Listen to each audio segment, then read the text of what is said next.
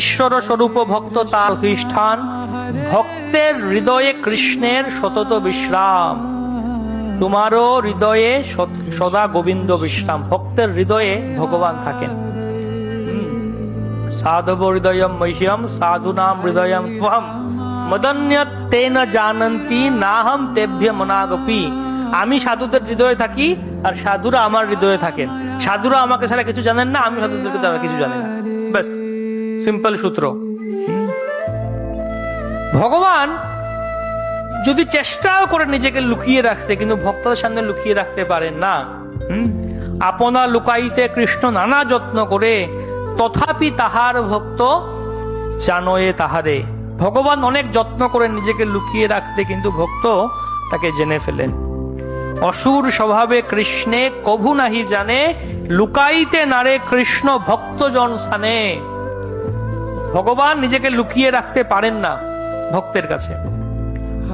ঈশ্বর স্বভাব ঐশ্বর্য চাহে আচ্ছা দিতে, ভক্ত ঠাই লুকাইতে নারে হয়তো বিদিতে। ভগবানের ইচ্ছে তিনি লুকিয়ে রাখতে চান, কিন্তু ভক্তের কাছে লুকিয়ে রাখতে পারেন না। ভগবানের কাজ কি বলে? আচ্ছা, ভগবান বসে বসে করেন কি? এক তো বাঁশি বাজান, আর কি করেন? ভগবানের কাজ কি?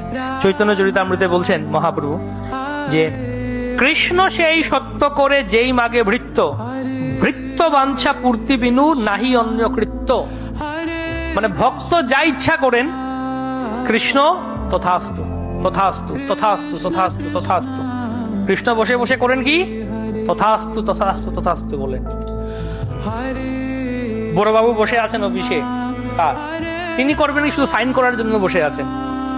তার আন্ডারে বাকি সবাই কাজ টাজ করে, স্যার এখানে সাইন লাগবে, ফাইলে ঠিক আছে, সাইন করার জন্য বসে আছে। কৃষ্ণ তথাস্তু তথাস্তু, মানে এটাই কৃষ্ণের কাজ, তার ভক্তের ইচ্ছা পূর্ণ করা। ভৃত্য বাঞ্ছা পূর্তি বিনু নাহি অন্য কৃত্য। তো তাই বলে সাবধান থাকতে হবে। আমরা যদি উল্টো পাল্টো ইচ্ছা করে ফেলি, তাহলে ওগুলোও পূর্ণ করে দেবেন, ওগুলো আরো তাড়াতাড়ি করে দেবেন। অকপট কৃপা হয়ে যাবে, ভগবানের সকপট কৃপা, কপট কৃপা পেয়ে যাবো আমরা তখন। যদি আমরা নিষ্কপট কৃপা পেতে চাই, তাহলে নিষ্কপট রূপে ভগবানের কাছে শরণাগত হতে হবে।